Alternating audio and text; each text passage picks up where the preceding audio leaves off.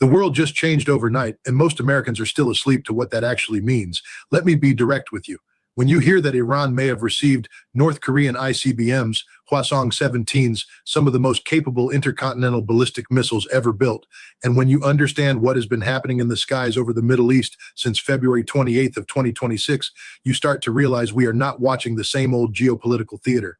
This is something fundamentally different. This is a tectonic shift, the kind that reshapes alliances, rewrites deterrence doctrine, and forces every power in the world to recalculate its position on the board. And the American people deserve to understand exactly what is happening, because Washington, London, Tel Aviv, and Beijing are all watching the same fire burn. And none of them are being completely honest with you about the heat. So let's talk about it. Let's talk about what these missiles are, where they came from, what Iran's relationship with North Korea actually looks like beneath the surface, what Operation Epic Fury was really designed to accomplish, and why the overnight missile strikes that shocked Israel are not an ending. They are a beginning, a very dangerous beginning. Since 2013, North Korea has shipped components for an 80-ton rocket booster based on the RD-250 engine, the same technology that powers its own Hwasong-17 intercontinental ballistic missile, to Iran. Read that again. Since 2013, that's over a decade of a covert strategic partnership that American intelligence agencies tracked, sanctioned, and apparently failed to stop. The U.S. Treasury Department sanctioned both countries in 2016 for their cooperation, and United Nations experts confirmed shipments of critical parts as recently as 2020. So when people in Washington or Tel Aviv stand at a podium and tell you they were surprised, they are not being straight with you. The architecture of this threat was built brick by brick, shipment by shipment for years, while diplomats argued over enrichment levels and centrifuge counts. The real danger was rolling down roads in the dark. Now, the Hwasong-17, let's understand what we're actually talking about here. The two-stage Hwasong-17, tested in 2023, is probably armed with multiple warheads. This is a monster of a missile. It's road mobile, which means it doesn't sit in a fixed silo waiting to be targeted and destroyed in a first strike. It moves, it hides, it disperses across a vast geography, and then it waits for the order. And what makes this so strategically destabilizing in Iran's hands is not just the range, it's the unpredictability. You cannot preempt what you cannot locate. And the Israelis, for all of their extraordinary intelligence capabilities, cannot locate what isn't sitting still. That is the operational logic behind this transfer, and it is fundamentally sound from Tehran's perspective. Let me now put this in the broader context of what happened on February 28th, 2026, because that date is going to be written about in history books for a very long time. In early 2026, Israeli Prime Minister Benjamin Netanyahu lobbied President Donald Trump for a joint military strike on Iran, specifically targeting its leadership. Following high-level meetings in February, Trump authorized Operation Epic Fury. Now think about the sequence of events here. Think about the pressure that was building. Think about what Netanyahu was telling Trump in private. There was an intelligence picture being presented, and it was a picture that said Iran was accelerating, not decelerating. Its nuclear program, its missile program, its proxy networks, all of it moving forward, even as diplomats sat across tables and pretended progress was being made. On February 28, 2026, U.S. and Israeli forces launched Operation Epic Fury, a coordinated multi-domain precision strike campaign against Iranian military and nuclear infrastructure after Tehran fired missiles toward Israeli territory earlier that day. Now, here is where you need to slow down and think critically. Iran fired first on the 28th. That's the official story, but you have to ask yourself, what were the conditions that precipitated that Iranian launch? What did Iran see happening in the region that convinced its military commanders that the window for a preemptive defensive action was closing? Because states do not fire ballistic missiles at nuclear-armed adversaries backed by the most powerful military in the world without believing they have a reason to. The sequence of events matters enormously here. And the narrative that Iran just decided to escalate out of nowhere is not one that holds up under serious scrutiny. The strikes in Operation Epic Fury and Operation Roaring Lion differ drastically from Operation Midnight Hammer in June 2025, which consisted of limited strikes against key nuclear targets.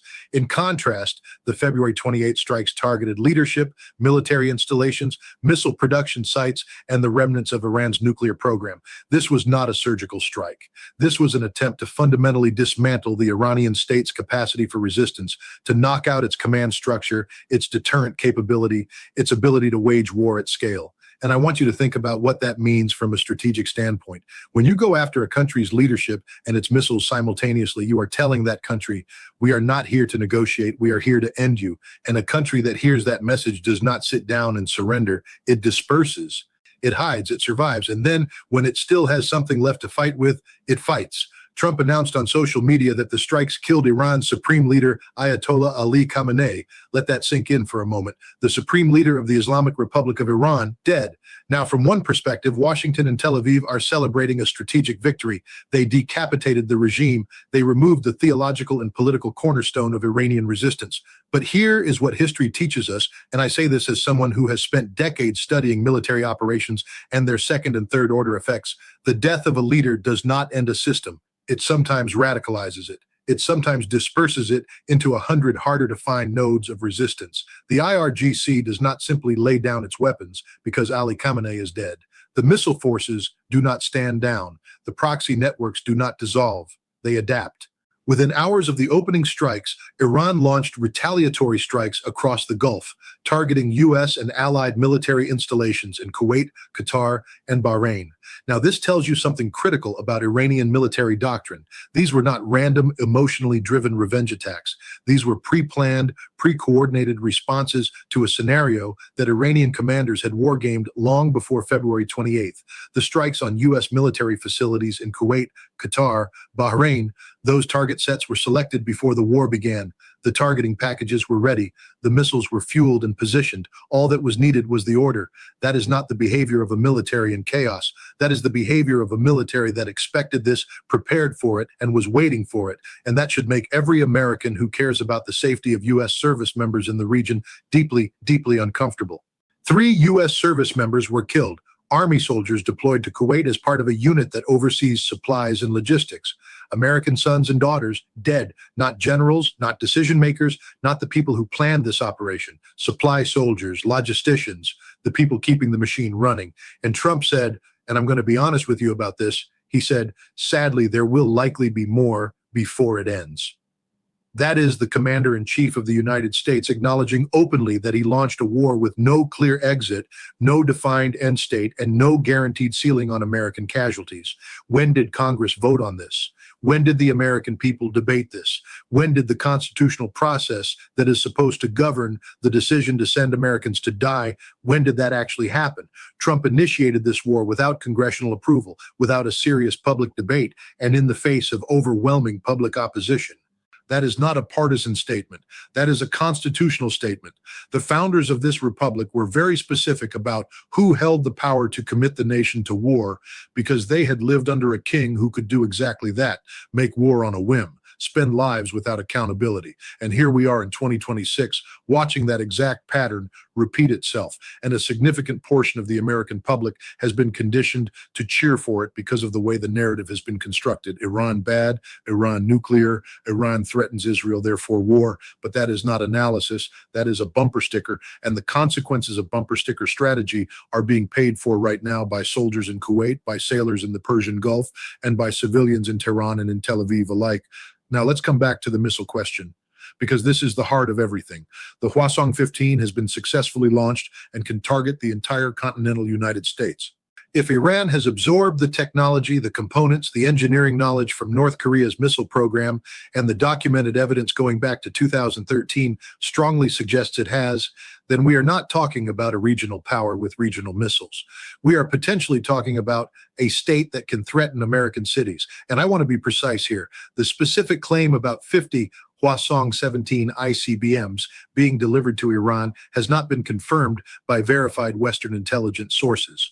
What we do know, what is documented, sanctioned, and acknowledged by the U.S. Treasury, the United Nations, and by independent proliferation experts, is that the North Korea-Iran missile relationship is deep, it is long-standing, and it has continued despite every sanction placed on it. The technological transfer is real. The question is how far it has gone. The DIA assessed in 2025 that Iran could use its space launch vehicles to develop a militarily viable ICBM by 2035 should Tehran decide to pursue the capability. That was the official U.S. government assessment before Operation Epic Fury. But here is the problem with that timeline analysis.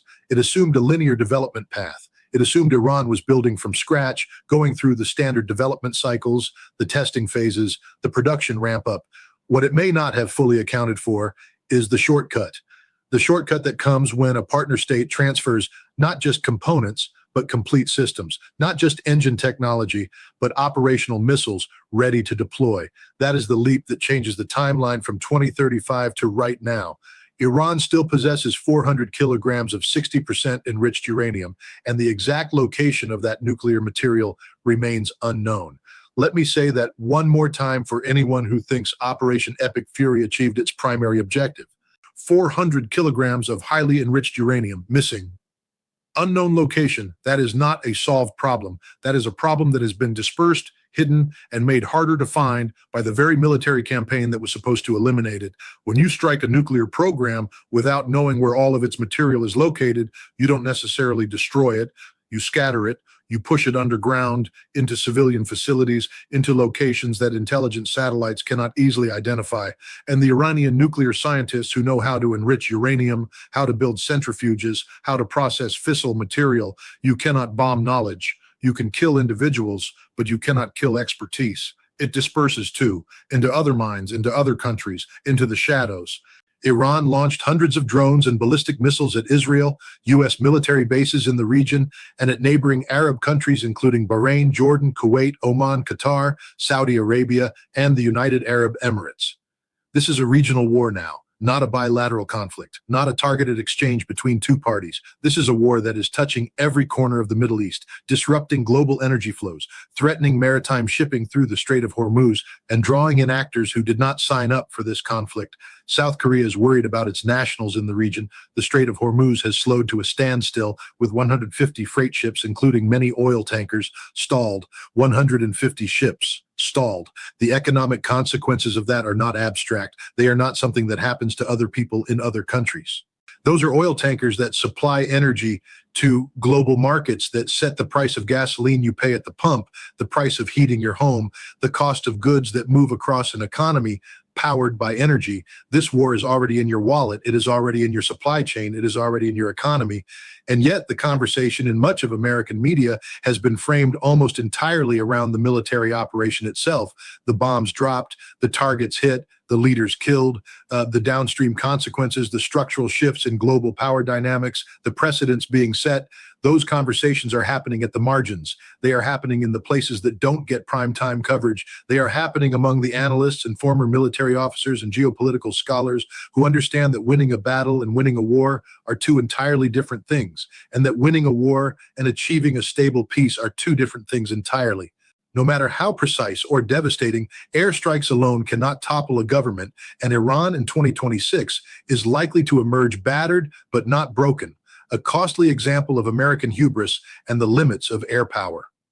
That is the assessment of serious strategic thinkers, not pessimists, not enemies of America, people who have studied military history, who have watched what happened in Iraq, in Libya, in Afghanistan, countries where the United States destroyed the existing power structure and then watched chaos fill the void.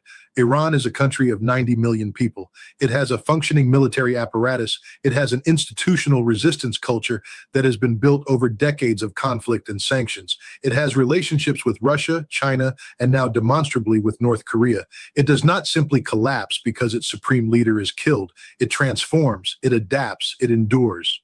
The Hwasong-17 story, whether you accept the specific numbers being reported or not, is really a story about what happens when the rules-based international order fails to address proliferation, fails to enforce non-proliferation agreements, fails to offer states like Iran a legitimate path towards security and recognition within the existing system.